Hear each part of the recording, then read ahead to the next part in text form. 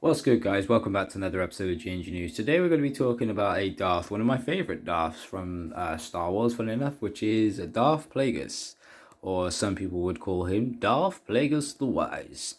So, today we're going to be reading this novel, and without further ado, let's get into it.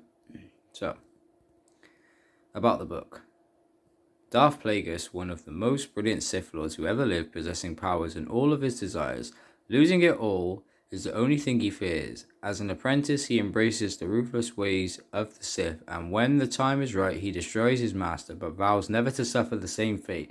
For like no other disciple of the dark side, Darth Plagueis learned to command the ultimate power over life and death itself. Darth Sidious, Plagueis' chosen apprentice under the guidance of his master, he secretly studies the ways of the Sith, while publicly rising to power in the galactic government, first as senator, then as a chancellor, and eventually as an emperor. Darth Plagueis and Darth Sidious, master and acolyte, target the galaxy for domination and the Jedi for annihilation, but can they defy the merciless Sith tradition or will the desire of one to rule supreme and the dream for another to live forever sow the seeds of their ultimate destruction? Let's see. So, Darth Plagueis. For Howard Rothman, whose intelligence, critical acumen, and solid direction helped shape this story. A long time ago in a galaxy far, far away, a tremor took hold of the planet. Sprung from death, it unleashed itself in a powerful wave, at once burrowing deep into the world's core and radiating through its Sanshian atmosphere to shake the stars themselves.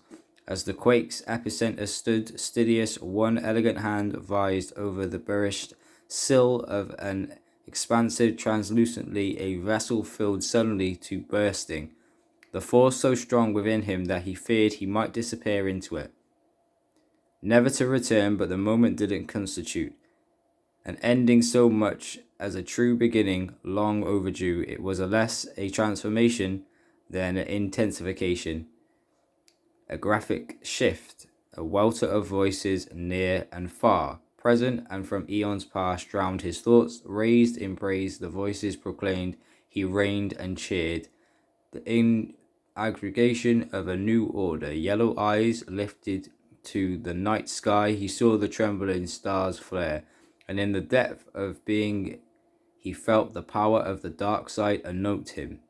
Slowly, almost reluctantly, he came back to himself. He gazed and gazed, settling on his manicured hands. Returned to the present, he took note of his rapid breathing, while behind him the room labored to restore order.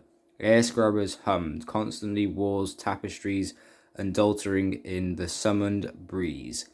Prize carpets sealed their fibers against the spread of a spilled fluid.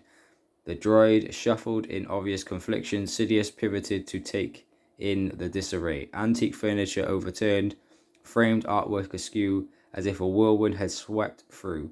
A face down on the floor lay a statue of Yan John, one of the four law-giving sages of Duarte, a piece Sidious had secretly coveted. Also sprawled there Plagueis, his slender limbs splayed and elongated head turned to one side, dressed in finery as for a night on the town, and now dead. Or was he? Uncertainty rippled through Sidious, rage returning to his eyes, a tremor of his own making, or one of forewarning. Was it possible that the wily Mun had deceived him? Had Plagueis unlocked the key to immortality and survived after all? Never mind that it would constitute a petty move for one so wise, for one who had professed to place the grand plan above all. Had Plagueis become ensnared in a self-spun web of jealousy and possessiveness, victim to his own engineering, his own folly? If he hadn't been concerned for his own safety, Sidious might have pitied him. Wary of approaching the corpse of his former master, he called on the forces to roll the aged Mun over onto his back. From the angle, Plagueis looked almost as if he had died Plagueis has looked almost as he did when he first met Sidious. Decades earlier, smooth, hairless cranium, humped nose with its bridge flattened as if from a shock ball blow, and its sharp tips pressed amongst to his upper lip. Juttering lower jaw, sunken eyes still brimming with menace. A physical characteristic rarely encouraged and encountered in any sort of mun. But then Plagueis had never been an ordinary mun, nor an ordinary being of any sort. Sidious took care, still reaching out with the force. On closer inspection, he saw Plagueis' already cyanotic flesh was smoothing out, his features relaxing, faintly aware of the whirl of air, scrubbers, and sounds of the outside world infiltrating the luxurious suit and the luxurious suite. He continued the vigil. Then in relief, he pulled himself up to his full height and let out his breath. This was no Sith trick, not an instance of feigning death, but one of succumbing to its cold embrace. The being who had guided him to power was gone. Wry amusement narrowed his eyes. The mun might have lived another 100 years unchanged. He might have lived forever had he successfully fulfilled his quest. But in the end, though he could have saved the others from death, he had failed to save himself. A sense of supreme accomplishment puffed Sidious's chest as he thought and reeled. Well then, that wasn't nearly as bad as we thought it might be. Really did events play out as imagined in any case. The order of the future events was transcendent in the same way that the past was reconfigured by selective memory. Future events, too, were moving targets. One could only act on the instinct, grab hold of an intuitive perfect moment and spring into action. One heartbeat late and the universe would have recomposed itself. No imposition of will sufficient to forestall the currents. One could only observe and react. Surprise was the element absent from the periodic table, a keystone element, a missing ingredient, the means by which the force amused itself, a reminder to all sentient beings that some secrets could never be unlocked. Confident that the will of Darkseid had been done, he returned to the suite window's wall. Two beings in a galaxy of countless trillions, but what had transpired in the suite would affect the lives of all beings. Already the galaxy had been shaped by the birth of one, henceforth would be reshaped by the death of the other.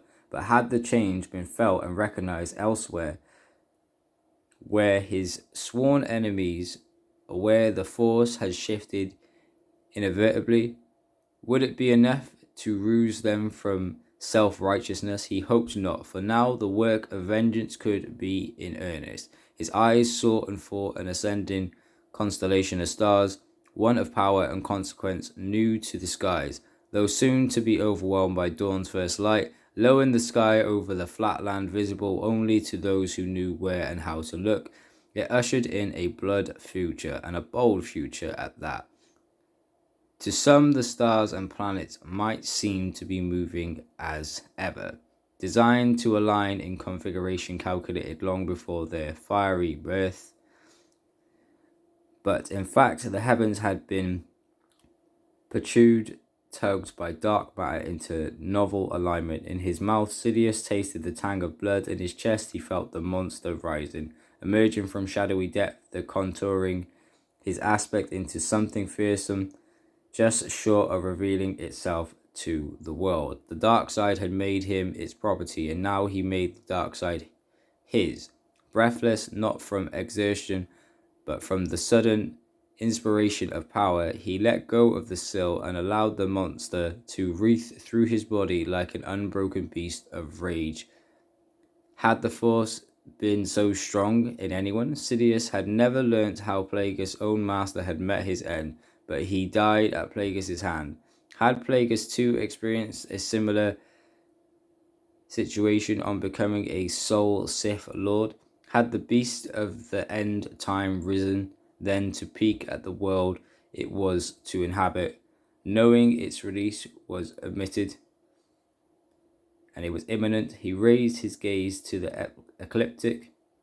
The answers were out there, coded in light speeding through space and time, liquid fire coursing through him, vision of past and future riffling through his mind. He opened himself to the reconfigured galaxy as if in an effort to peel away the decades. So that's part 1. So we are now on to part 1, which is enlistment. 65 and 75 years before the Battle of Yavin. So I hope you guys have all enjoyed our continuation of this novelization. Thank you all for watching. Don't forget to subscribe. Make sure you have yourself a lovely day. Sorry that my reading wasn't the best. We will get better and we will continue to finish this book. And I will catch you all very soon in another episode. Have a lovely day and don't give up on yourselves.